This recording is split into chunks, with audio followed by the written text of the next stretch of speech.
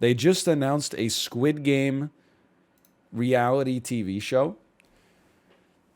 So a lot of people would say that it's very funny, the Squid Game, which is a show about maybe capitalism running rampant and what that pushes people to do. They would say is a little bit the snake eating its own tail to release a commodified reality television game show based on it. I, on the other hand, think it's very funny. And as a result, yeah, I'd watch a couple episodes of that. Why not? Slippery slope? I mean, as long as they're not actually dying. They got to come up with better games, though. Because I'm not going to watch people play red light, green light. Because this is the easiest shit of all time. I'm not going to sit there for a half hour and watch people do the, Dalgona challenge. They're looking to see if the umbrella has the light coming through. Seems a little boring. What's the best game they did on Squid Game? I mean, honestly, Tug of War is kind of sick. Goodbye. Hello. Goodbye. Hello.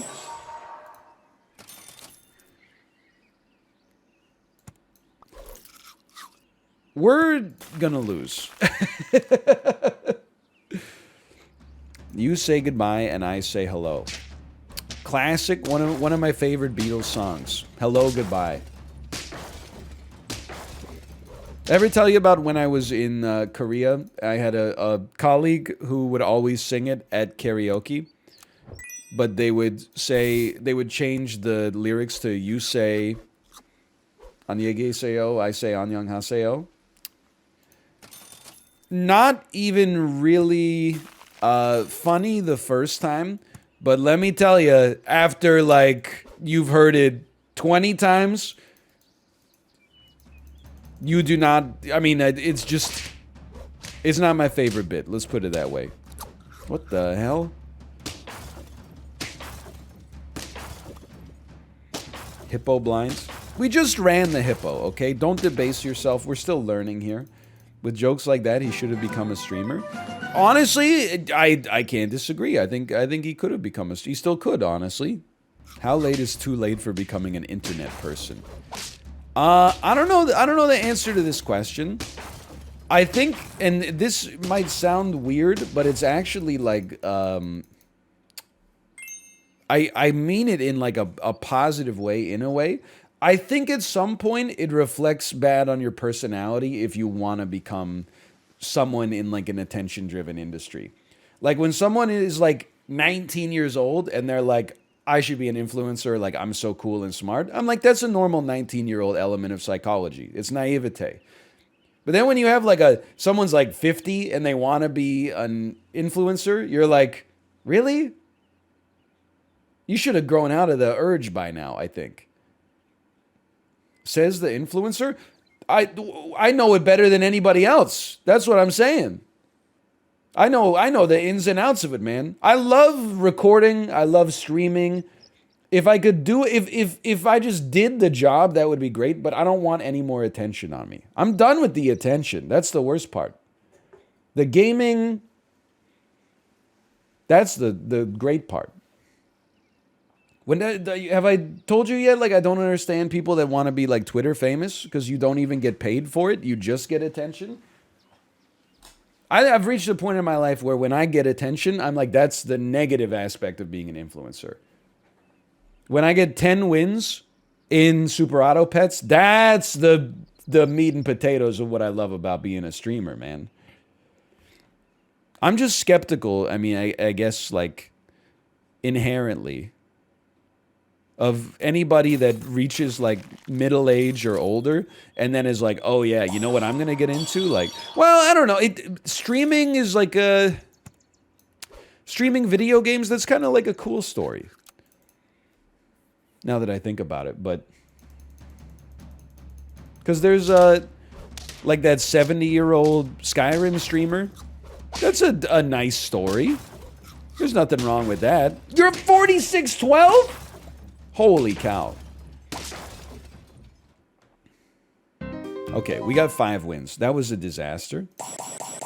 That was just complete despair. What if Al Pacino played Kramer on Seinfeld? if I'm being 100% honest with you, I think Al Pacino would be kind of an insanely great Kramer. He has like short Kramer energy. Kramer, how come you forgot to get the black and white cookie at the bakery? Jerry, she had a great ass. And my head was all the way up. Okay, 2 wins was generous for that team.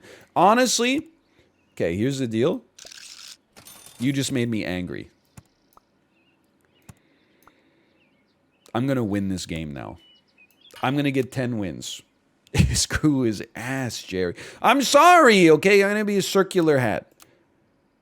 You're not even running the casino. Remember the Flawless? Remember the Titans? Do you remember the Titans? Now, that was a movie. One of the movies of all time.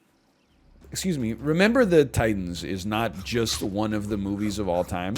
It's got to be up there in the top 5 sports movies ever made. Bro, no. What do you do?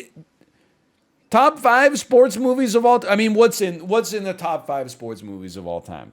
Rocky. Yeah, okay. Rocky, Moneyball. The Waterboy is not in there. Rush might be in there. Foxcatcher. Okay, but that's, I mean, I guess it's a sports movie. But it doesn't strengthen my point, so I'm kind of like tempted to discount it. Miracle. I mean, Remember the Titans is up there, man. It's up there with the ones you have mentioned. I think. Now, I haven't seen it since an 8th grade bus trip, but...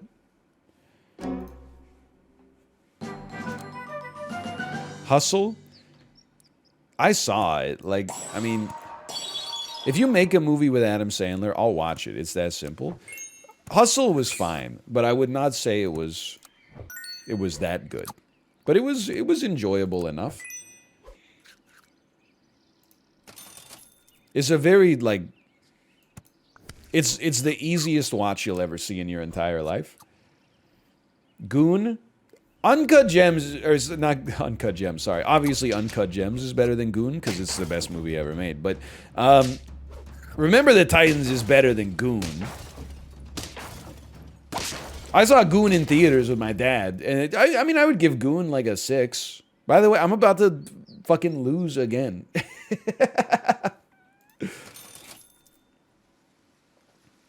Uncut Gems is worse than Joker? No, it's not. You're actually like 8 years old. Stop with the... I don't take the bait, okay? I don't eat the onion.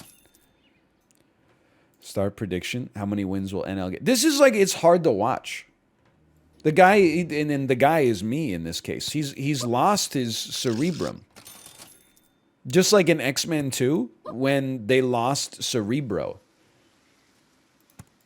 Remember? It got taken over by Magneto's rogue band of mutants, including Firestarter. Let's be a bamboozled bludger.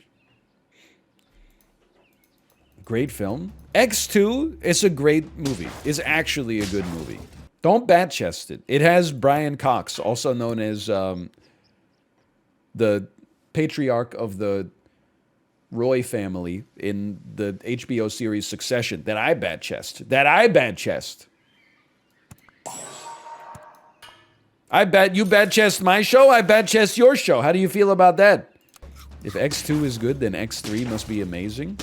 It's bait. I'm not going off of my 15-minute prepared routine about why X3 is one of the biggest betrayals I've ever seen in theaters. And how there was one summer, the summer between 12th grade and the start of my freshman university year, I was very excited. There were so many movies I was looking forward to. X2 was amazing. X3, The Last Stand, is coming out. Go see it in theaters. 5 minutes into the movie, Cyclops is like, I guess I'm just going to die. I was like, what the hell's going on? I give it a 4 out of 10. So excited to see Nacho Libre. Go see it in theaters. What the hell is this movie? I give it a 5 out of 10. Best movie I saw in theaters, summer 2005, 2006. because I don't remember the specific year. I hate to say it, man. I think it was Talladega Nights, The Ballad of Ricky Bobby. I give it a 6 out of 10. I saw it with a friend of mine. We saw Talladega Nights at the Cineplex Odeon, and then we went out for dinner at the Kelsey's that was in the strip mall. 6 out of 10 movie, 6 out of 10 day. Come to think of it, I saw a lot of like pure, this is a great team. I saw a lot of pure ass movies in the theaters in the mid-2000s. Holy cow. Zach Braff's The Last Kiss. What was I thinking? What was I thinking? The Mummy 3. Couldn't tell you to this day what was going through my head when I decided to see that one in theaters. Pirates of the Caribbean 2. Proud to say I've not seen that and did not see it in theaters. Revenge of the Sith. when I saw Revenge of the Sith in theaters, I had a great time.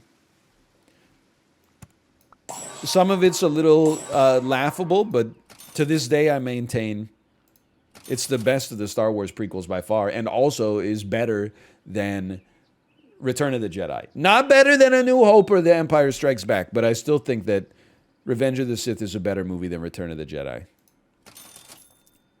What am I doing? What is this team?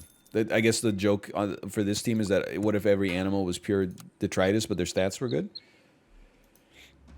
Phantom Menace is better? It's absolutely just completely irredeemably false. It's an unbelievably false take. False, that's pretty false. That being said, I think it was 2006. In 2006, I also saw Children of Men in theaters. I would give that the NL seal of baseness. And I saw Pan's Labyrinth in theaters, which also would get the exact same seal. Two best movies of that year. I was blessed to see those in theaters. I unplugged my headset. Can you repeat what you said? I was just talking about how I saw Children of Men in theaters. Is that something where, like, you know, if you're, like, 22 years old right now, you're like, God, I wish I was alive when Children of Men came to theaters? Born too late to explore the seas, too early to explore the galaxy, but at the exact perfect time to see Children of Men in theaters? It's a perfect Netflix movie. I mean, it kind of hit hard in the theater, man. I'm not going to lie to you. A lot of good ones here, okay? Bamboozled Legs. That's what happens when Andrew Wiggins does a step-back jumper on you in the third quarter with 0.2 seconds left on the shot clock. I don't know anything about basketball, by the way. Flooded Players. Not a bad thing if you're playing water polo. Wet Nuts. Wet Nuts is usually pretty bad, though. That's like, you ever sit down on a toilet that has like too much water in it and your nuts touch the surface? Me neither. I have a question for chat right now, okay? And just be honest. What percentage of you in chat have one or more toilets in your house that you don't use? Or let me rephrase. That you don't use because it doesn't work. Do you have a joke toilet in your house? No. I have one toilet and one toilet only. No. I swear to you, when I was growing up, you would go over to every friend, you'd go over to their house and you'd be like, I have to use the bathroom. And they'd say, okay, just one thing. Don't use the downstairs bathroom because if you flush the toilet, the septic tank will explode. I can't believe this is like maybe it was only a 90s thing. In the 90s, the toilets were not made well. There's even, this was in movies, right? Like this happens in Meet the Parents. It's a rural Ontario thing. I mean, honestly, it might be. Okay, I'm not taking Woodpecker. 30-minute Dennis 80s climb ride. Don't make me laugh. I gotta say, Peloton it's kind of turned me into a bat chesting sort of guy, but like unironically, I thought I was going to be really annoyed by the fact that they've got riders back in the studio. I thought I was going to be annoyed by the fact that Peloton has some riders back in the studio, but honestly, I was kind of feeding off of their energy. I was kind of like, you know, people were in the studio getting shout outs. Every time a song played, everyone in the audience went, woo! And I was like, you know what? It's kind of, I'm not going to deny these people what they're enjoying. But I will say the other reason that I like that they're doing classes in studio for some of the classes now is because when the instructor calls out like, hey, for the next 30 seconds, you're going to be on cadence 100 to 120. I look at the speed of my legs, and then I look at the speed of the legs of the people that are in the studio, and I'm like, you cheaters, you're not going 100 to 120 right now. You're probably going like 87. Come on, you've been waiting your whole life to take a Leanne Hainsby 30-minute pop ride in person, and then you're half-assing it? It's embarrassing.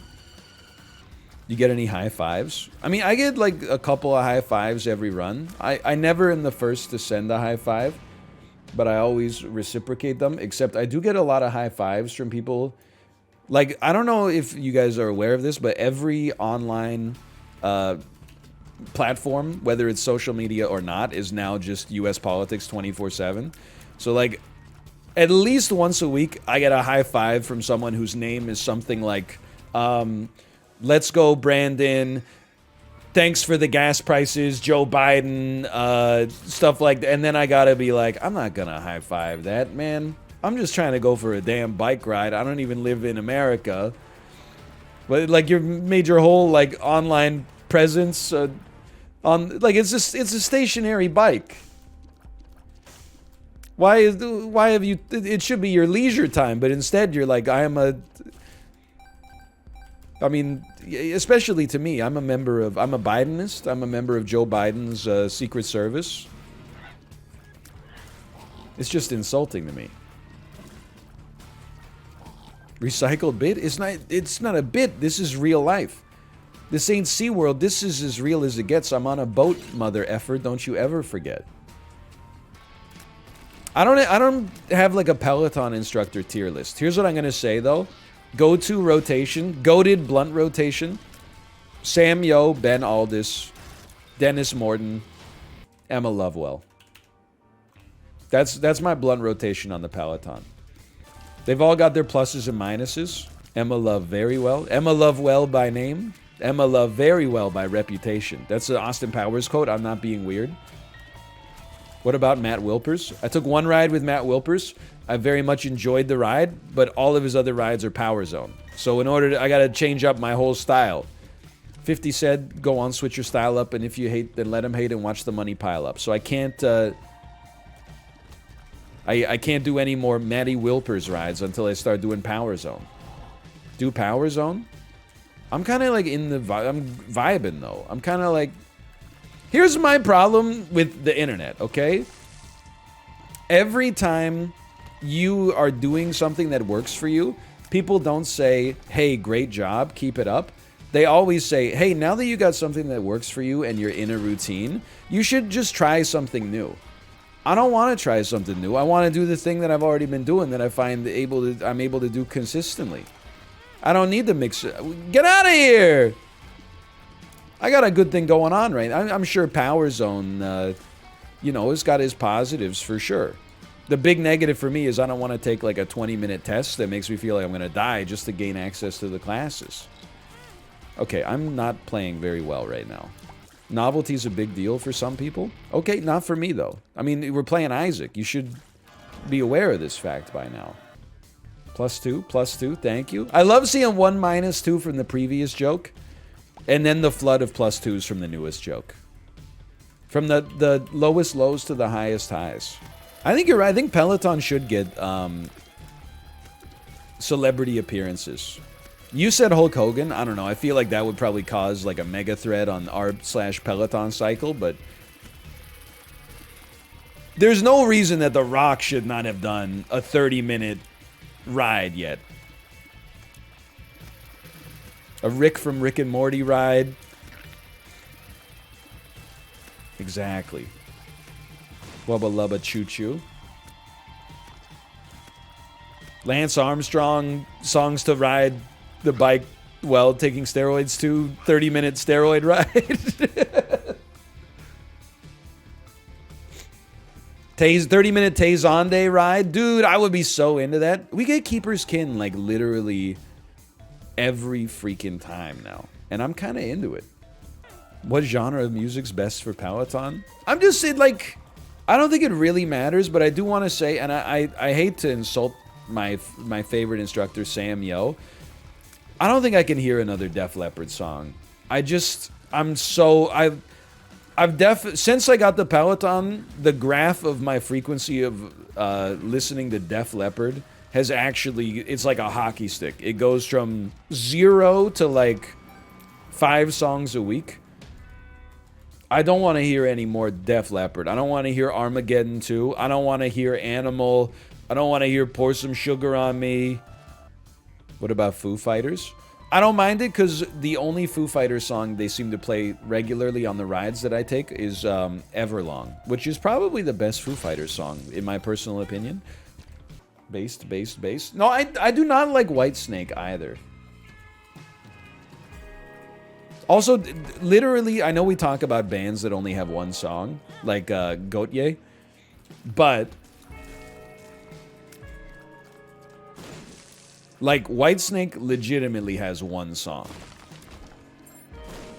Here I Go Again on My Own. I don't think they have any other. I don't know if they've ever recorded any other songs. The Everlong music video is a trip. You should watch it. Bro, I was alive in like 1996 when The Color and the Shape came out. This is not like some hidden treasure. That shit was on TV like every 45 minutes. I've seen the Everlong music video. This shit was on MTV like, you know, every time you turn on the TV, you see the dude's hands get really big. He starts slapping the guy around. It is a banger. I don't love the Foo Fighters, but I do like that song a lot. I mean, Everlong, that's a great song. I like Learn to Fly, too, but it's maybe a little controversial. But then I don't like anything the Foo Fighters made after, like, 2002. My lowest stat is damage. There's a first time for everything. I mean, to be honest with you, at the risk of making even more enemies in chat, I kind of feel like the way you feel about me when I talk about U2, the band U2, is the way that I feel about people when they talk about the Foo Fighters. Like, whenever people are like, I love the Foo Fighters, I'm like, but how? Like, I like 5 of the songs. Big Me, Everlong, Learn to Fly.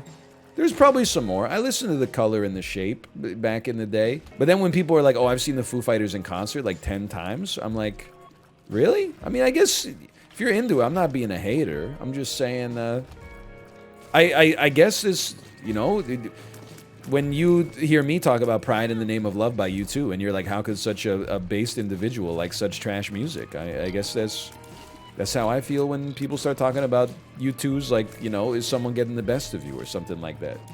Monkey Wrench is a good song. That's how I feel about the Red Hot Chili Peppers. It's one of those things, again, I've already... These are my honest opinions. I'm not just trying to, like, make people mad. But the Red Hot Chili Peppers have got to be, like, the funniest band on the planet. I mean... I say this, by the way, as somebody who... In the 6th grade, in French class, we had to write a menu for a fake restaurant, and I named my fake restaurant the Red Hot Chili Peppers because I loved the album Californication so much. But in my defense, I was literally 11 or 12 years old. I just remember that I made the signature dish like a big pot of Red Hot Chili Peppers. It was not very creative. That's going to play with fellow Zoomers. Zoomers consider the Red Hot Chili Peppers to be like the Nickelback of the Gen X crowd. Dude, honestly, I think people in chat are probably catching strays, but I think that's very fair. It's gotta be, the Red Hot Chili Peppers have to be like Gen X's favorite band.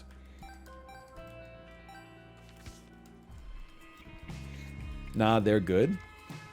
I always just think of the John Daly song from Comedy Bang Bang. A bing-a-bong-a-bong-a-bong Burbank. G-g-g-g-g-g-g-g Glendale. You're right. You know what? I have Pyromaniac. I forgot about that. You know, the joke is that, like, every Red Hot Chili Pepper song is about either California or, like, sexual intercourse. They're just, like, I can't... They've been doing the same thing for, like, you know, 35 years. And that actually... I cannot hear... Give It Away anymore. That's the #1 song on the Peloton. If you ever see a 90s rock ride, there's literally a 99.9% chance there's gonna be Give It Away. And I just can't hear it anymore, man. I'm over it. It's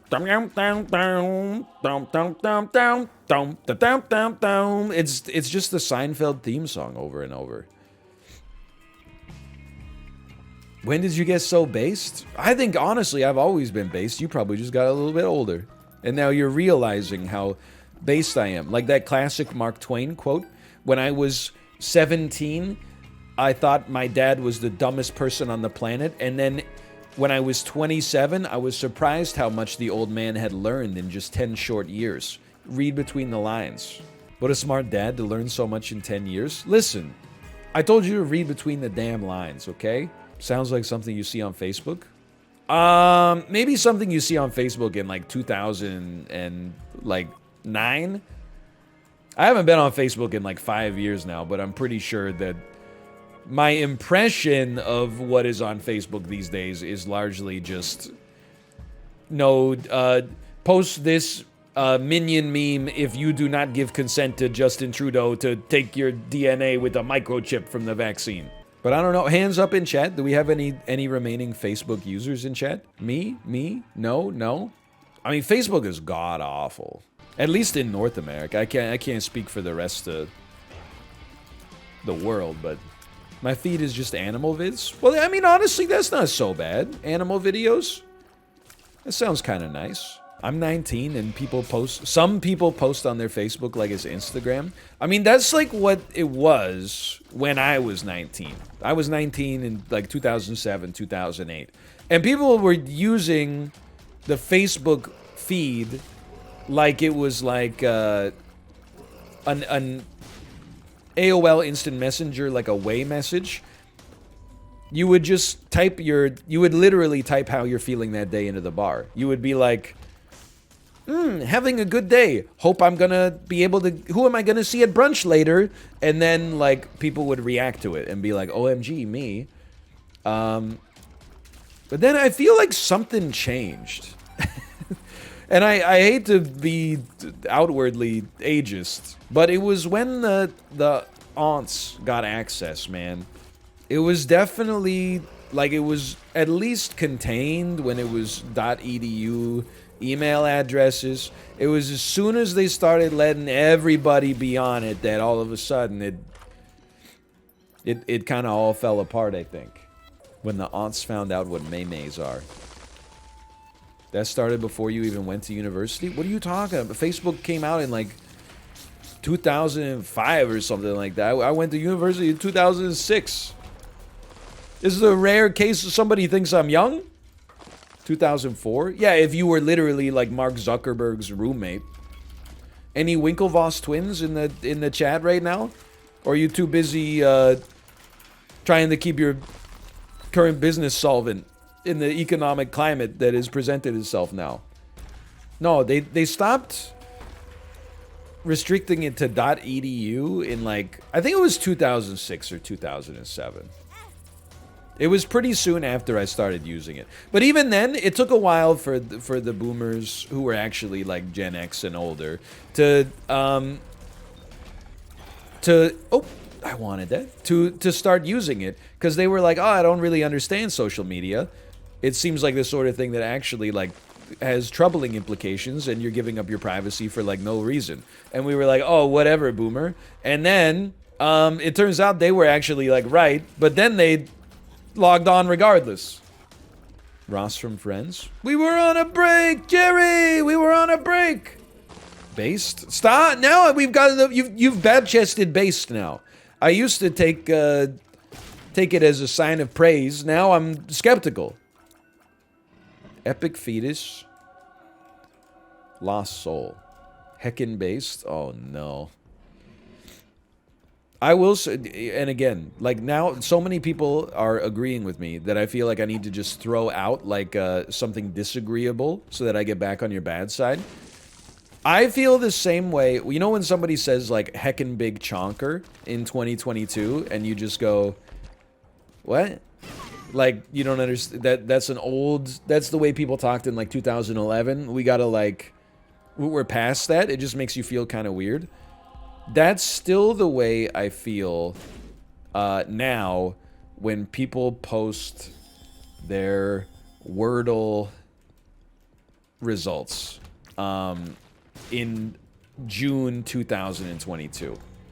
You're still, I mean, I was saying we shouldn't even be posting them in February. We had like the 1 month where everybody was into Wordle. It was a cool time. We're over it now. You're still posting Wordles? In 6 months after the fact? I posted on Discord. I think as long as you have like-minded folks that want to see it, but like just pushing it out into the ether just to be like, check it out. Look at how high my Wordle score was today. I'm like, I don't know. It's a weird flex to me. It's like posting a victory royale. Wait a minute, but I do that. I just don't get that many. That's why I don't post them. Just admit you suck at Wordle? I mean, I'm not very good at Wordle. But I think one of the reasons I'm bad at Wordle is because sometimes I just get to like 4 of 6. And I'm just like, I just don't want to think of this. I don't want to. I know there's like, if I sat here for 20 minutes, I could think of the right word. I just don't want to. I'm like over it. 6, 5, whatever, you know. 20 minutes? Well, I said I wasn't that good at it. You don't have to insult me. And again, you know, I wouldn't expect you to understand, but when you have a baby, you gotta prioritize your time a little bit more. So I can't be spending 45 minutes on every single Wordle just to keep my 100% streak running. The best Wordle is... Hurdle. Hurdle is by far the best Wordle. I will say this is also kind of limited, but I do like Stanley Couple as well. It's kind of horribly named, but Stanley Couple is Wordle, but for NHL players. Incorrect, it's framed. Is that the one that gives you like a bunch of shots from a movie and you have to guess what movie it is? Seems a little prosaic to me. Semantle? No, Semantle is for people who have lost their minds. Semantle is for like that AI that they made sentient at Google to play. I don't even understand the rules. I certainly do not derive any enjoyment out of it. Saying Semantle is fun is like there being a board game night and then, you know, people are bringing over like Catan, Sushi Go, Betrayal at House on Haunted Hill or whatever the show is called. And then you bring over like some Warhammer 40k game where the setup takes like 45 minutes and then explaining the rules takes 3 hours and then playing the game takes a whole weekend. There's like sleeping breaks in between. And then don't even get me started on what you get through the marathon of completing that first game and then they go, all right, so now it'll be really easy to set it up next time. You think I'm ever playing this shit again? You must have lost your damn mind. That's, again, as long as we're giving hot takes that might actually be bad. When it comes to board games, I mean, you can see behind me when we get the camera pointed over there. We got some of the complicated ones. Not really complicated, but like, you know, we have like Dead of Winter and stuff like that. I would much rather just play Ticket to Ride, Catan, Sushi Go, or games that have like an extremely light weight to them. Like, Splendor? Splendor's a really good one. It takes 5 seconds to learn the rules. You can play over and over again. Ticket to Ride is sleepy. Those are sleepers. Yeah, don't even get me started on some of them. So, like, we played Pandemic Legacy with Corey once. And it took us like an hour to set up the board, right? And then we never played it again for like 6 weeks. And then we went over to his house again. By the time we played it again, we had to learn all the rules again. Some of these games, look, I don't know if you can see this, okay? Machi Koro, You can't see. Machi Koro, that's a great game. Clank, that's a great game. Root, I will never play it because I played the tutorial when the Root Steam version came out. Everyone's like, Root is so good. Root's amazing. It's got like a 6-hour-long tutorial. Root is Pog. They gotta release like a truncated version. They gotta release like Root Go or something like that. I don't have that kind of time, man. What's the one, the game is, it's not called Schism, but it's something like that. I played it on Kate's stream once.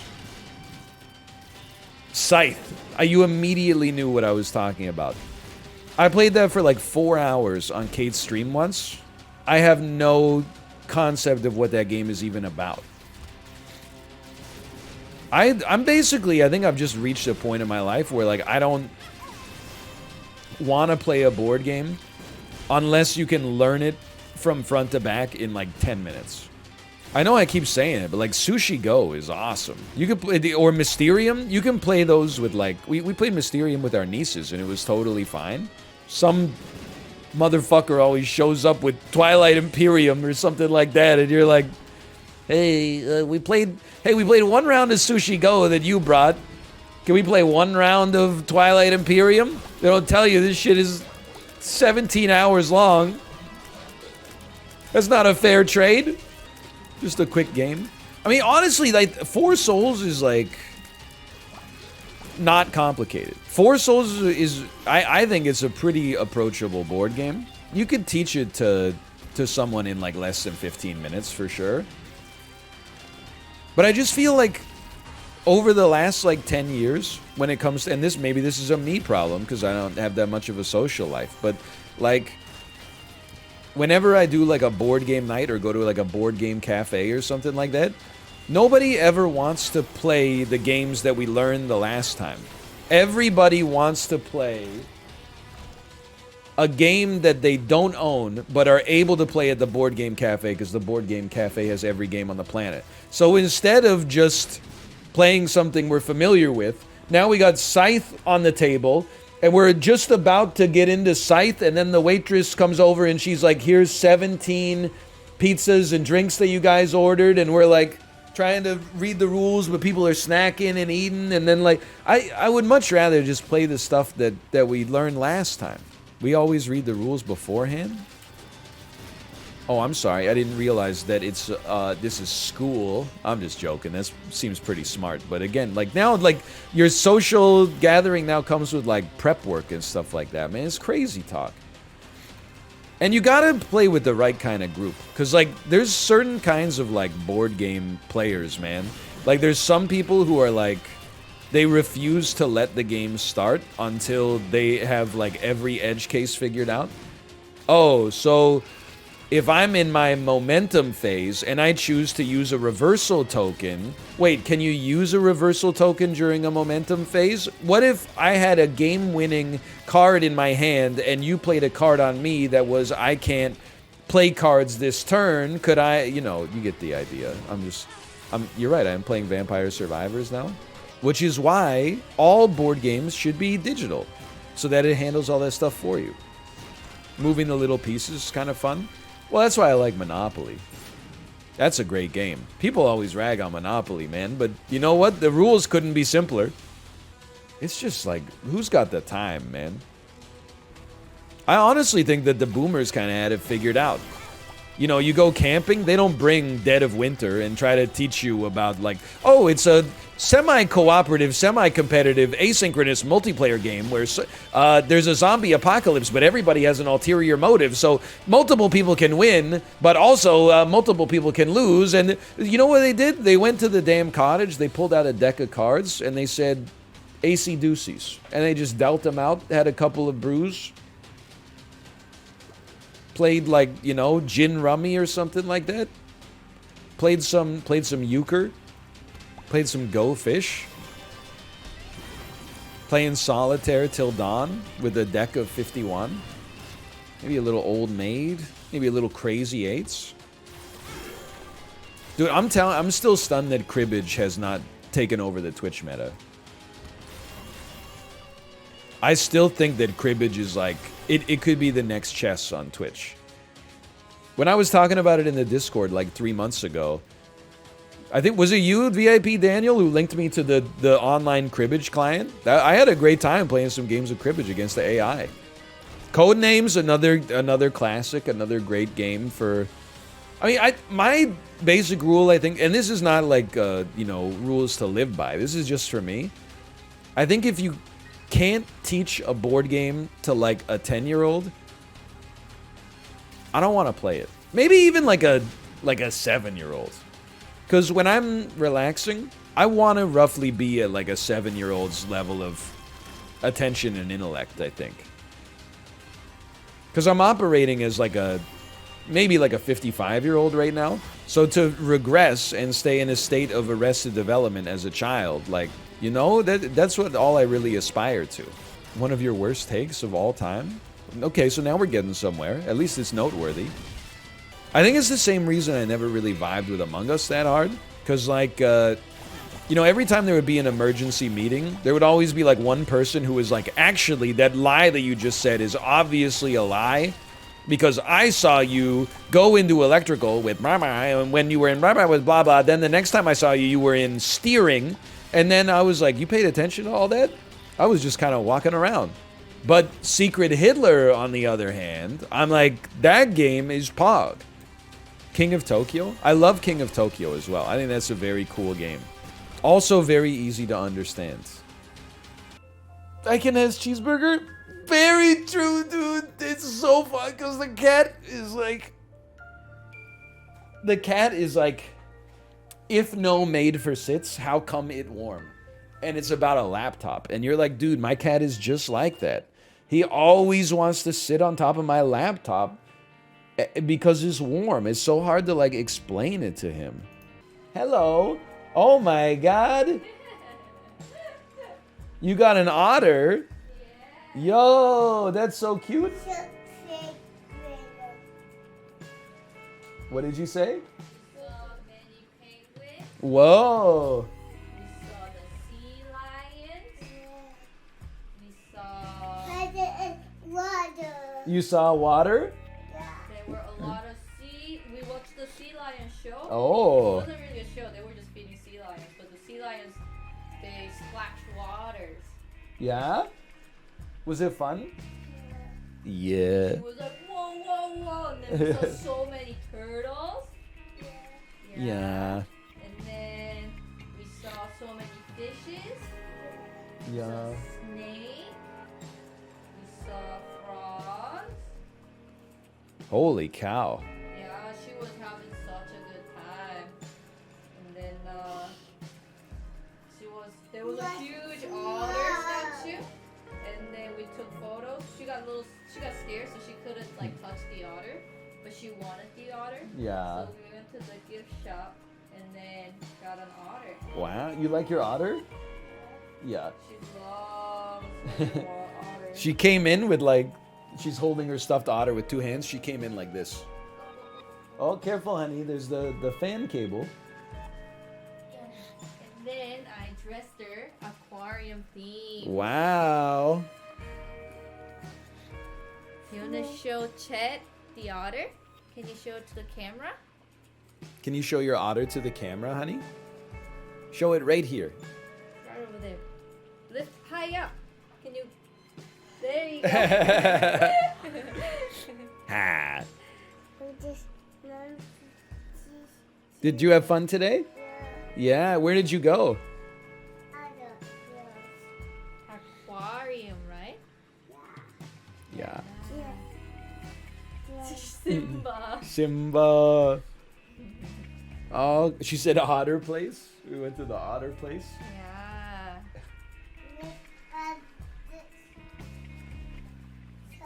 So cute, honey. Okay, I'll see you soon, honey. Bye-bye. French fry? She do be loving the French fries. I'm just gonna be honest. So everybody thinks that like when they're a parent, they're gonna feed their kids like a perfectly balanced dinner every single night. Even I thought that, right? I'm like, I'm not gonna be a lazy dad. I'm just gonna do everything perfectly correct. Last night, I made quesadillas for all three of us. She didn't want to eat her quesadilla. So I said, what do you want to eat for dinner? And she said, cupcake. And I was like, come on, be reasonable. And then I looked around the kitchen and I said, how about bread? And she said, yeah, bread. And then I cut up half of a hamburger bun and gave it to her. And she just ate that. And I was like, you know what? Probably being a good dad is probably just doing your best. And your best is not always going to be the same. I made her a good quesadilla that she could have eaten. She said no, and I said, how about this brioche hamburger bun from the grocery store? And she said, that's the good stuff right there. And I was like, all right, you know what? I don't feel good about this being your only dinner, but if you feel okay about it, then so be it. No, don't ask me if my daughter is morbed, okay? She will never morb. Unless she wants to, in which case she can do anything she wants. What about goblin mode? I fully support her right to go goblin mode. Although, I think I got goblin mode and gremlin mode confused. Apparently, goblin mode is when you go full hikikomori and you don't shower for like 6 months and just play Lost Ark 24/7. So yeah, it doesn't always have to be Path of Exile. That's gremlin mode? No, I thought gremlin mode was when like someone asks like, what do you want for dinner? And then you say like, cigarettes. And then people are like, I love her, she's so crazy. Isn't that what gremlin mode is? No? That's goblin mode? No, because a gremlin is like Natsuki from Doki Doki Literature Club. Everyone's like, ooh, my gremlin waifu. Goblin is like, I don't even know what the like defining characteristic of a goblin is. They're like tiny little green guys who I didn't even mean. I literally just hit the spacebar for no reason, but I think it's pretty blessed. Although I do think I got rid of Holy Grail. They're just funny little guys. Goblins love gold, right? That's also one of their defining elements. I feel like in video games, goblins always have an attack that's like when they strike you, they steal a little gold. Eden's Soul again, huh? They just love treasure. Okay. Anything shiny. What the hell's a damn... Yeah, because gremlins are like from the movie Gremlin. It's like they're not bad guys. They're just like kind of silly. And what the hell... Where does an orc fit in? Like, I feel like the orcs from Lord of the Rings are kind of like... Those are more goblins than gremlins. Because they're kind of like... Don't they love treasure?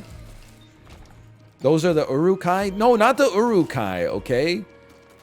That say meat is back on the menu. I'm talking about the actual orcs. Not the ones that were crossbred between orc and human DNA at Sauron's birthing pods. Retconned by the villainous Peter Jackson, of course. I'm just gonna say it. There's too many monsters. Like, orcs, goblins, and gremlins are the same thing. Don't even get me started on ogres. I know an ogre is like a big goblin that doesn't care about treasure. Ogres and trolls are the same thing. Ogres are trolls too. Go and brush your shoulders off. There's just too many, man. There should only be like 5 monsters in video games. Bats, that's a big one. Bats are up there for sure. Personally, I would choose goblins out of the goblin, orc, ogre, gremlin paradigm. And then, of course, my favorite enemy type, corrupted man. Like, when I have an Elden Ring boss fight and is against, like, a big monster, I sleep. When it's against a guy who's me but 6 inches taller, I'm like, oh, shit. I'm about to get my ass beat. Oh, of course, if we're talking about the mother sauces of enemies, if you will, and you will, you gotta have the furtive pygmy, so easily forgotten. Because I do not be forgetting about the furtive pygmy. That's magic mush. I'm insane. Spider, bat, snake, dragon, god, something like that. I think that's enough. By the way, you guys, not all of you, but I'm going to say that it has to be all of you, because you're going to deny that it was you saying it in the first place. On Friday, I was taking a lot of -2s for saying that Mario Strikers looked kind of like ass, okay? So Friday night, I said perhaps it's me that's wrong. And I watched a streamer play some Mario Strikers. 5 minutes into the stream, he said, he was reading a comment from chat. He said, "Hey, how's the game?" And then his exact words were, "Honestly, I don't want to be the one to say it, but this game's kind of mid." So I think you owe me an apology. That was coming straight from the horse's mouth. Okay, so one person. Hello, they're a streamer. Their opinion is worth at least 6-1 guys. You need 7 or no dice? Dude, I don't know. Are any of the Mario Strikers streamers still playing Mario Strikers? Or have they all moved back to workers and supervisors, Soviet Republic, 1963 or whatever Sips is playing? A streamer is just a guy? But if a community is a reflection of the streamer, then I think you got to get it going in the other way as well, which is that the streamer is also a reflection of the community. So that means, like, if you were a reflection of yourself, like in the mirror, you could speak for yourself. And as a result, if I'm a reflection of you, I think I can speak for you. Ergo, suppose hypothetically, someone asked me how my chat felt about Super Mario Strikers. I think I have the capabilities to answer that question post-haste, even though I have not played the game myself. So we can talk for you? No, okay, you know what? I'd like to rescind what I was just saying. That was mostly for humor-based purposes. I'm just calling it like I see it. I'm not being a Nintendo hater. Like I said, I'm a Nintendo shareholder. I just think, like, when I was watching the game, I mean, I was like, this looks like a game that would be fun for, like, 30 minutes total. I said it. I said it. Strikers was made in Vancouver. Honestly, my condolences to my civic countrymen who were saddled on that dead-end project for 2 years. Okay, that's too far. I'd like to apologize immediately. It could have been perfectly fun to work on for all I know. Also, it wasn't made in Vancouver, was it? I don't think we have, like, a Nintendo subsidiary up here. Lots of EA stuff, for sure. But even EA, I mean, they're making NHL, but they're making NHL in Burnaby. Come on, they're based in Vancouver? I don't think so. Burnaby? Next Level Games is in Vancouver? Okay, well, like, I'm not sorry. What do you want me to say? I'm not saying the game is ass. I'm simply saying it resembles ass from my perspective, okay? From the perspective of someone who's not played it, which means I don't know what I'm talking about. It might be cheeks. What's worse? Ass or cheeks?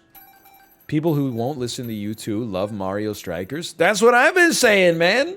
Probably ass is worse, because the cheek is the part that most people like. You know what? I wanted to say true, that's pretty true, but I don't actually know if that's true. Dude, that's a great little bit, though. We should stop asking people if they're a boob guy or a butt guy, and we should start asking guys whether they're, first you go, are you a boob guy or a butt guy? And then they go, oh, I'm a butt guy, personally. And then we say, okay, are you a cheeks guy or a hole guy? I bet you would, honestly, if you asked that question to 100 people, I bet one person would punch you in the damn mouth. I'm a brain guy? Just kidding, I'm a butt guy. So true. Based. Are you a cheek guy or a hole guy? I'm not afraid to say it. I'm like a cheek guy. I don't know if I'm the only one. No one's a hole guy. I think you're wrong. I would take the over on that one. I would say like 25% of people are hole guys. And honestly, I don't think there's anything wrong with that. 25? Wait, is it too high or too low? That's too high? Dude, you're so wrong. You're wrong like Numi Rapace in Prometheus when she said we were so wrong. You're saying that 25% prefer the anus to the gluteus maximus? Yes. Yes, I think so. Poll it? Poll it? I'm not gonna poll it. I would rather, because if we poll it, then I could be proven wrong. I prefer to just, you know, leave it a mystery so that I could just be always correct. Numi Rapace was in Prometheus? Bro, she played Shaw? Hello? Hello? She played Shaw? Hello? She was the female lead in the Shawshank Redemption? No, but she does get shanked. And, well, she doesn't really get redeemed because she doesn't really do anything wrong, I would say. In the movie, she's mostly like the moral center of Prometheus for the most part. Does she get shod? I don't know how to answer that question. Okay? I don't know how to answer that question. You're sending me, these are suicide passes.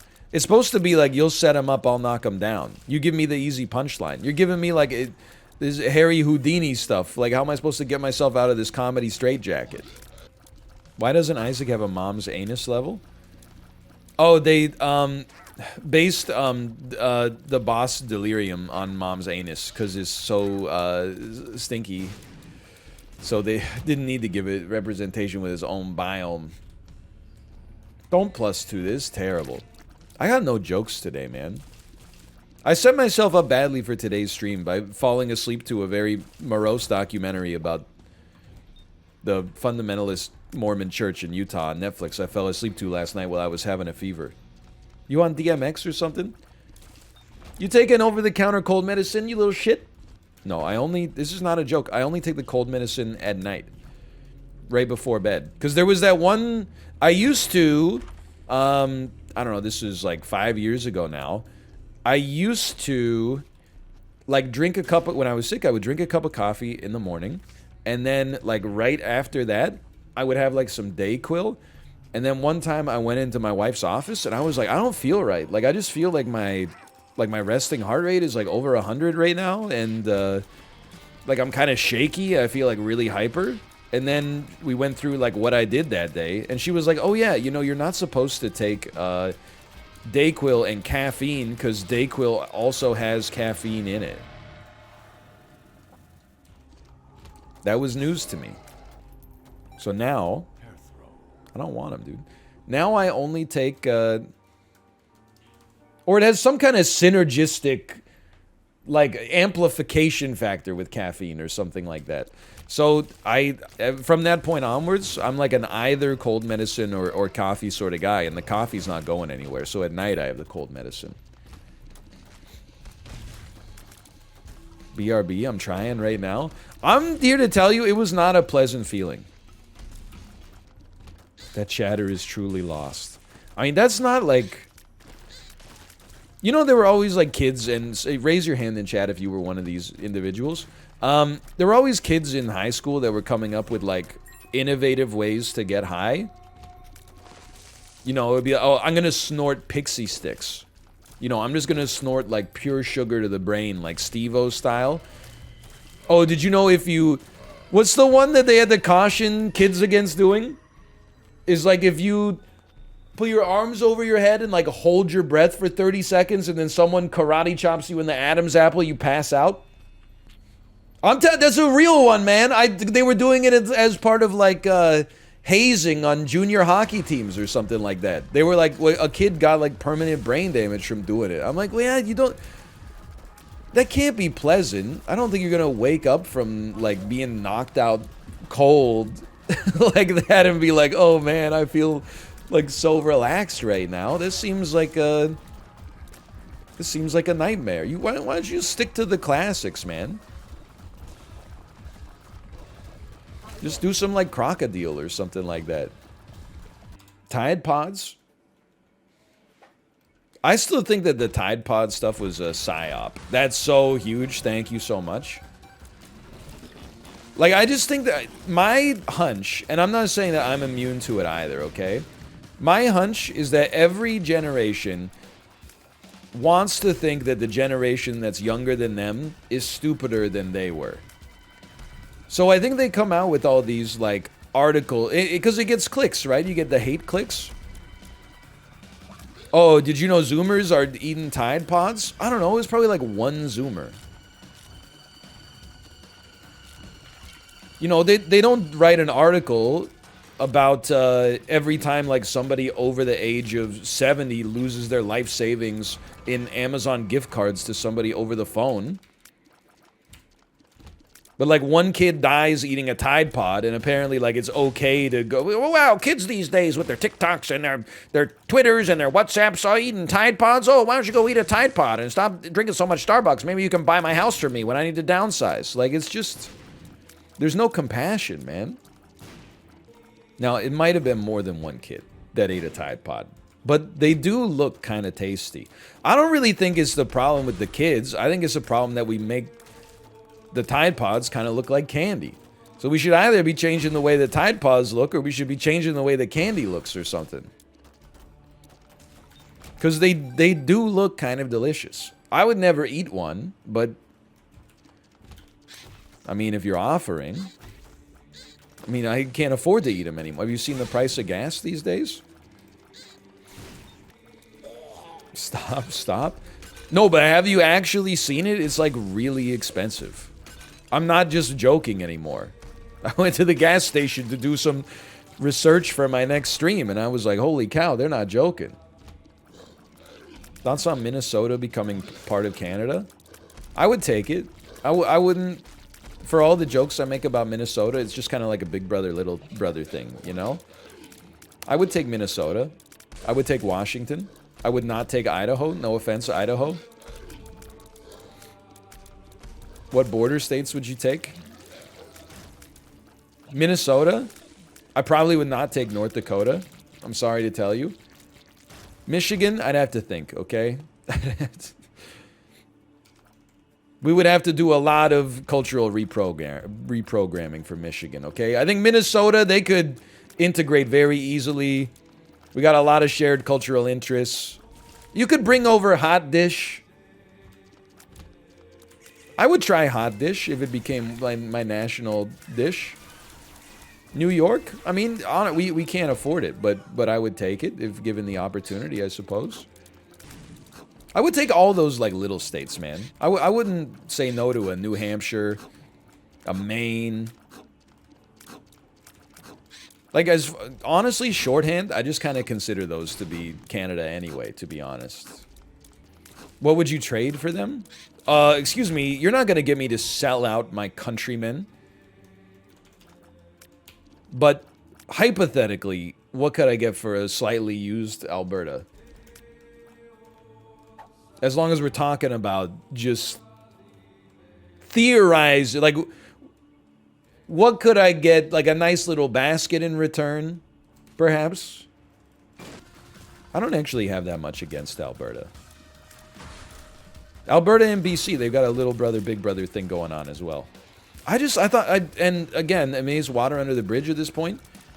When all the pipeline conversations were going on, and maybe it's a social media psyop that I fell victim to, but the Alberta Premier kept threatening to turn off the gas taps to British Columbia. And I was like, I don't think this is how things are supposed to work in a damn democracy.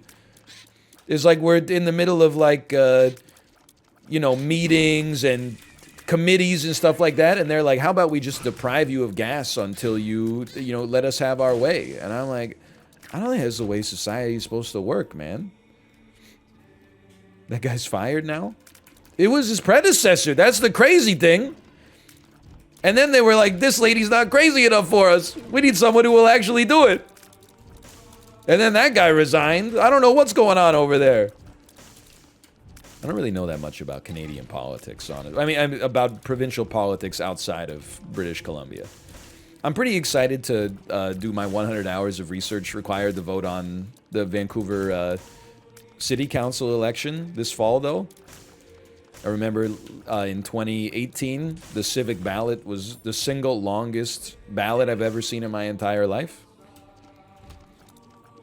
Which of these 35 individuals, and rank them in preferred order, do you think should be the vice chair of the Parks Board? I was like, dude, come on. Sarah Kirby Young, she's got to be up there, number 1. Melissa DeGenova, I'm going to put her as number 35 right now. Roller Girl, okay, yeah, right. Roller Girl was closer to the bottom of my list than the top.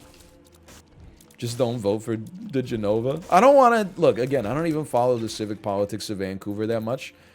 All I know about Melissa De Genova is that in her Twitter bio, it says, first millennial elected to city council. And I'm like, man, that is... As a millennial, that is heavy millennial energy.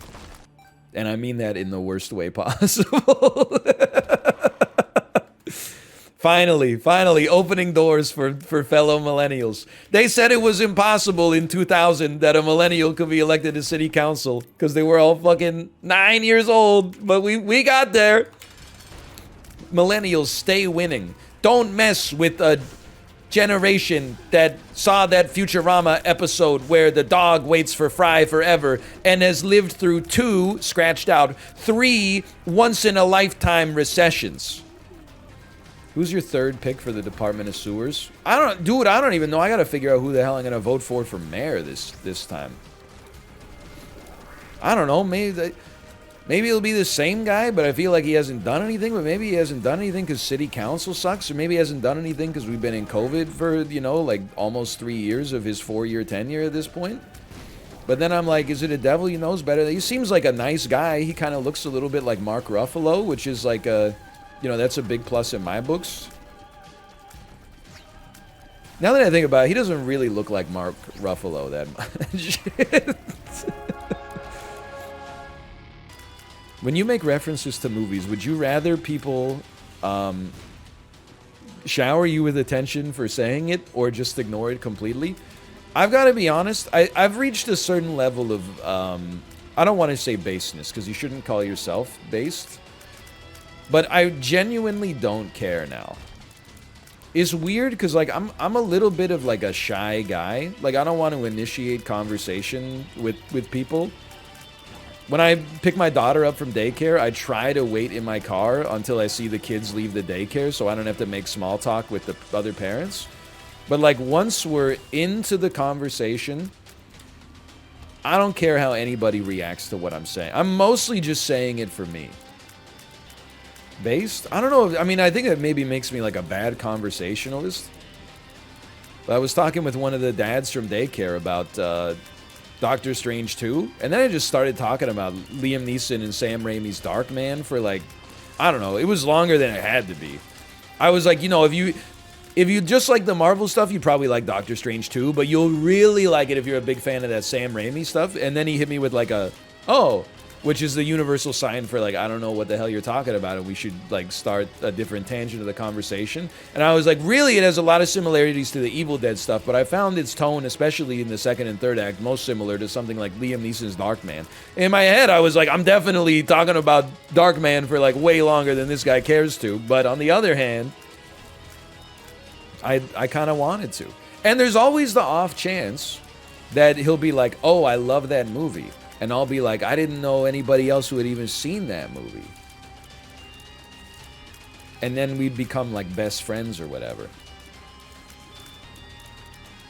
Maybe like start building model trains together or something like that. Or maybe he'll never talk to you again. Well, that would be like not a great outcome. But at the same time, you know, it's just daycare. It's a very small period of an adult's life when they're picking their kid up from the same daycare with the parents that have the kids that are the same age, you know? Like, it's like tears in rain. You should have ended with thanks for coming to my TED Talk. Come on. Who do you think I am, the first millennial elected to city council? Is your daughter a Zoomer? I don't think they've named, like, 2-year-olds yet. They gotta wait until they have, like, some personality. Gen Alpha? No, I don't like that name. I mean, Zoomer is a horrible name. And I don't mean that to be rude to the Zoomers. I actually think they just did you dirty. Why the hell are they called Zoomers? I'm not that fond of, like, millennial, but it does at least make sense, you know? Well, kind of? I don't know. Because I'm a millennial. I was 12 in 2000. That doesn't really seem like I'm a millennial. Zoomer's just a nickname? I guess they're called Gen Z, right? That makes sense. That's pretty true. Because millennials are supposed to be Gen Y. How do we get to be named the greatest generation? Like, is that something that only happened, like, after that generation was adults? Or were they born and they're like, oh, amazing, this is the first baby born in the greatest generation? Seems like kind of like a self-fulfilling prophecy. They named themselves. Did you know the brain named itself? It's more likely than you think. No, you're right. I don't even know if they were naming generations back then. They were too busy just trying to, like, you know, plant more wheat, I think. We got a little bit more time and space, I guess, to concern ourselves with that sort of stuff now. I can't, dude, honestly, I'm so glad I was born, like, when I was. Can you imagine, like, having to sew your own socks? Holy cow. I don't think I could handle it. When I need a pair of my socks gets a big hole in it, I wear it for like another, I don't know, 6 months. And then when the hole becomes so large that my feet get cold when I walk around at home, I throw them in the trash. I go to Winners. I buy 10 pairs of socks for like 75 cents. I don't think I could handle living in like 1850 where you'd either have to like darn the hole yourself or you just have to like create a brand new pair of socks. I don't think I could do it, man. 3.75 cents per sock? Yeah, but it's Winners. Alright, I have a chip on my shoulder today because MALF said he can't play this game anymore because it's too easy. Well, MALF, you so-and-so, I need to be better than, I guess. I only lasted for 6 minutes. 6 minutes is long, right? It depends what you're doing. Having intercourse? Yes. Surviving in a game called 20 Minutes Till Dawn? No. I will say somebody linked me... Well, I've been getting linked to a lot of messed up stuff. I already talked about insanely hairy bodybuilder thumbnail where he's shaving his entire torso before his bodybuilding competition. But then also, people keep linking me to this guy that is like... You know, oh, insane road rage clip. And the guy that gets out of the car and threatens to fight the guy who cut him off or whatever, he doesn't look like me at all. Like, he looks like... He's like just a random bald guy from Kentucky or something like that. But somebody said... They typed in the Dolly Mini, bald streamer eating a sandwich, and the bottom left image is me. Even though it didn't draw the face nicely. I was, like, 8 of them, I was, like, not even close, and honestly, it's a little hairist of you to think that all bald people look the same. The bottom left one, though, I was like, that's me. That's my head shape. I wear clothes that are that color sometimes, like, you pretty much got me. Other bald people can probably relate to this, but... People with hair are not good at telling bald people apart. There are some bald people I look like. The most complimentary, although I don't fully agree with it, is the episode of Community where Joel McHale pretends to be the dean. He dresses up as the dean, so he's bald. That one's like... That doesn't bother me that much, at least. Rubber bullets. We got some bounce. No, burn damage up. That's unnecessary. I do not look like Stephen Del Duca, the head of the Ontario Liberal Party, okay? The dude is like literally 60 years old. Mark Strong, that's very complimentary. And much like Mark Strong, I'll take on anyone. I don't really think I look like Moby. I feel like I got like at least 30 pounds on Moby. And he's got like 20 years on me. I'm not offended by all of them. I'm just offended by some of them. Because something like Shatter is going to make this an easy win. Dude, I think we're going to make it this time. Please stop saying that. What, you don't want a streamer who has confidence? You'd rather have a streamer who's like the valedictorian, but every time they go into a final exam, they're like, oh, I'm sure I'm gonna bomb. And you're like, I'm sure you're not. Because you have a 99% in the class right now. And your dad is the history teacher next door. But you're not the valedictorian? No, but I believe that with enough practice, I could be. Oh, I'm so bad. Oh, I know I'm killing every enemy like as soon as they appear on the screen, but... I just don't think I'm going to make it this time, guys. I don't have that kind of energy. Like, when we're playing Catan, and I have 4 victory points, and someone else has 9, whether it's sensible or not, I believe that I'm going to win. If I believe it's already over. Mamba mentality. Biggest nerd? Not necessarily. I mean, the way it worked at my school, was like the person who won valedictorian was just like, you know, they were naturally talented at academics and also worked hard, but they were like a cool dude. And then the person who came second was like a super nerd who lived only for school. So we kind of felt bad that she didn't win valedictorian because it was obviously like more important to her than it was to the guy who won, but at the same time, you know, that's the folly of a meritocracy, you know? It doesn't go to who wants it more, it goes to who did the best, I guess. You think you're the most successful person from your high school? No. I think it's like, you know, success is defined in multiple ways. I bet there's somebody I went to high school with that, like, lucked into... Like, I went to my high school graduating class of 80 people. Statistically, there's probably, like, one guy who, like, lucked into a early position at a startup or something like that. And then he's got, like, a $75 million net worth, and he's doing ayahuasca in Colombia right now. But I wouldn't even know. But success, you know, it means multiple things, man. I think it means living true to your own values. In that case, not even close. I am misaligned with my own values on a daily basis. I'm not actually that misaligned with my values. When I'm supposed to do the dishes, I do the dishes. Even last night when I was sick, I did the dishes. Now, I haven't looked at the drying rack. I'm sure I fucked it up. Some of that shit is probably still super oily, because I was not of sound mind when I was doing that last night, but...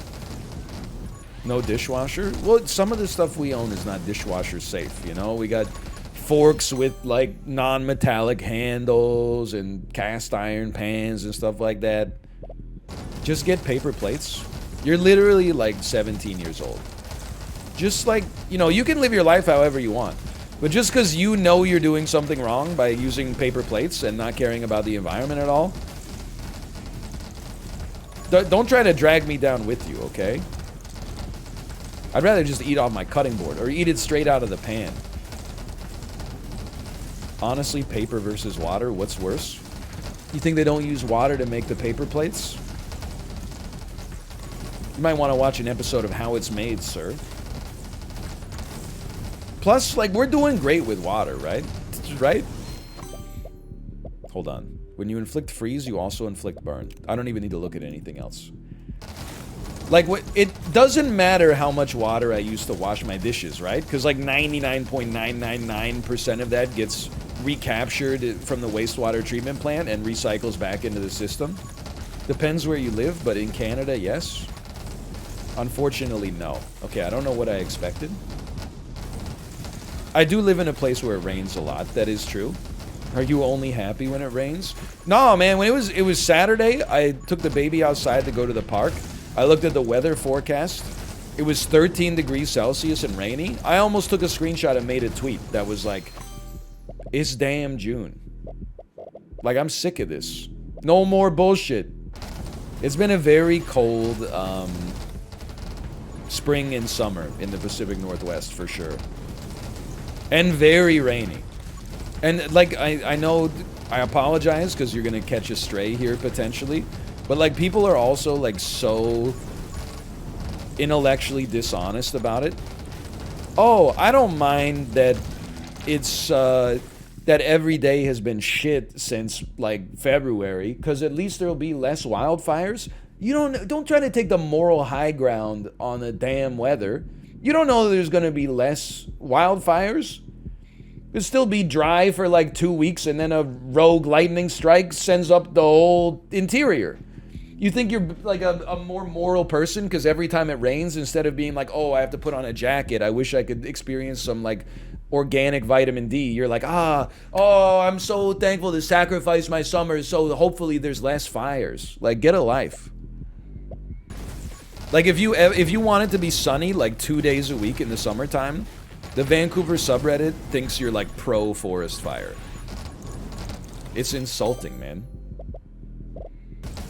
Or, and I apologize because this is genuinely a reused bit, people who've been living in Vancouver since like 1995 are like, you guys must be transplants because this is what every Vancouver summer used to be like. And then you go look at the weather data and present it to them and you're like, well, actually this is like historically rainy. And then they just delete their account. Deleted. You did this bit last week. Literally seconds before I did the bit, I said I apologize because this is literally a reused bit. I built the preamble in there. He's already dead. Holy cow. I just wish, like, I don't know, it's like Internet Be Normal 2022 challenge, right? When someone's like, it's rained a lot, if it has rained a lot, the proper response is, yeah, that's pretty true.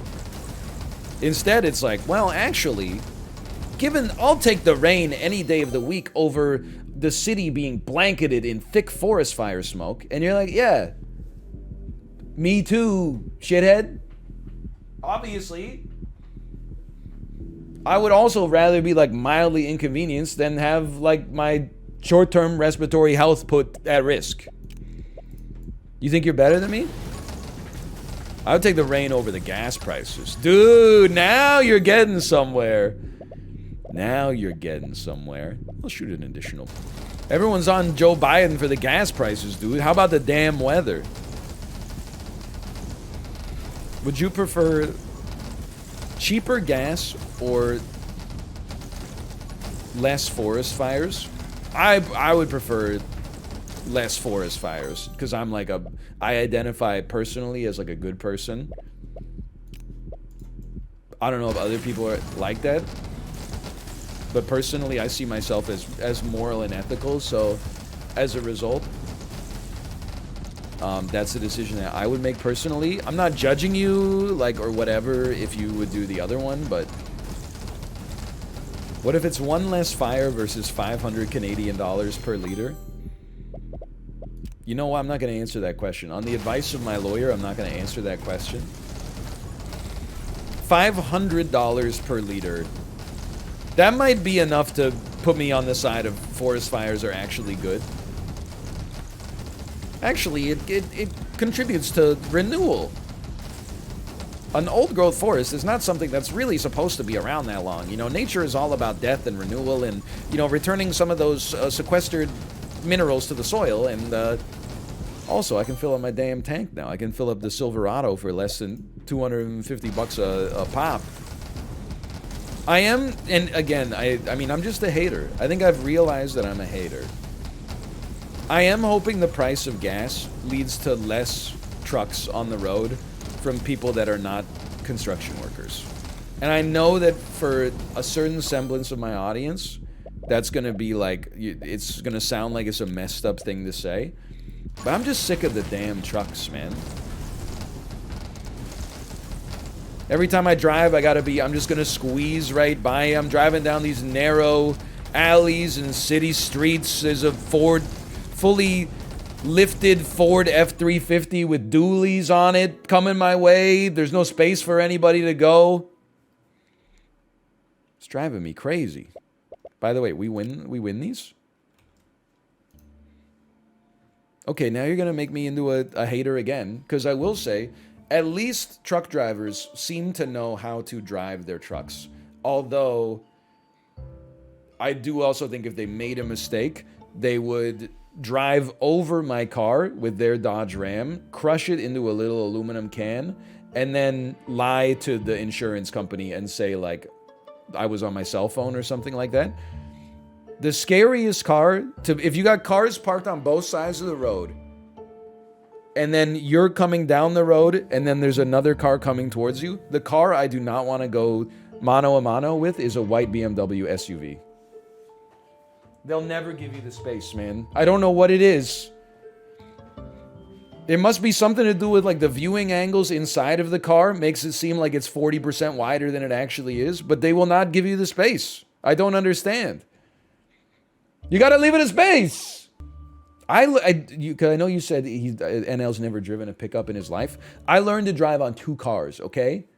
One of them was my dad's 2005 Honda Accord Coupe, and that thing had a little zip to it, man. It was a two-door. The other one was my grandfather's Ford F-150 with a freaking cap that went all the way to the back. So anytime you look out the rearview mirror, you're looking down like a 10-foot long tunnel to a little postage stamp at the back of it. You see about 1% of what's actually behind you out of this little thing. So I have driven a pickup truck before, okay? It just seems like an impractical choice for the city is all I'm trying to say. Anyway, let me see if my wife is ready to stream. I also think we should make cars illegal, that when they hit the gas at a green light, they go, and I don't know what kind of car that is, if that's just Subarus or if it's like Nissan Altimas that were made in the 90s or something. This noise should be illegal. I've been, dude, I must be over the fever. All the bits are flooding back to me. Went out for a walk with the baby yesterday. New guy just dropped. Guy who rides his bike with a bike radio on and cranked up to like 11 so everybody can hear it. Oh, that's not a new guy. I've seen that guy 10 times a day in my entire life. Yeah, well, have you ever seen him doing that shit with fucking AirPods in, like a total dummy? I always knew that the bike radio was just a signal to other people that you were like, check it out, I can be a nuisance. But then the AirPods just sold it for me. How do you drive with AirPods in? Dude, I see a lot of people driving their car with AirPods in. I know I have rigid standards for driving. I swear to you, this is swearing on my life, okay? I have never texted and driven in my entire life, but I think it's partly because I learned how to drive before the smartphone made it into the public consciousness. So I learned how to be safe without any temptation, and then it's easier to maintain that.